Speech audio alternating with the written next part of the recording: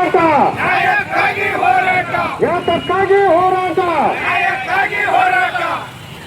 ಬೇಕೇ ಬೇಕು, ಎಲ್ಲಿವರೆಗೂ ಹೋರಾಟ,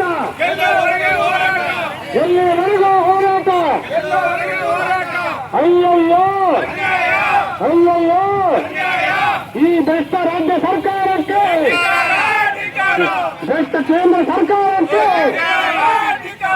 ರೈತರನ್ನು ಕಡೆಗಣಿಸಿರ್ತಕ್ಕಂಥ ಸರ್ಕಾರಕ್ಕೆ, ಗುಟ್ಟುಗಾರಿ ಸೇವೆ ಮಾಡಿ ಅಡಿಕೆ ಬೆಳೆಗಾರರನ್ನ ಆತ್ಮಹತ್ಯೆಗೆ ತಳ್ಳಿರ್ತಕ್ಕಂಥ ನಾವು ಈಗ ಹೇಳಲಿಕ್ಕೆ ಬಯಸ್ತೇವೆ ಸರ್ಕಾರಕ್ಕೆ. ಆಯ್ತು, ಕರ್ನಾಟಕ ರಾಜ್ಯದ ಸನ್ಮಾನ್ಯ ಗೌರವಾನ್ವಿತ ಮುಖ್ಯಮಂತ್ರಿಗಳು ಮತ್ತೆ ಆಹಾರ ಸಚಿವರಿಗೆ ನಾವು ಇವತ್ತು ಹೇಳಲಿಕ್ಕೆ ಬಯಸ್ತೀವಿ. ಆಯ್ತು ಸ್ವಾಮಿ, ಈ ಕರ್ನಾಟಕ ರಾಜ್ಯದ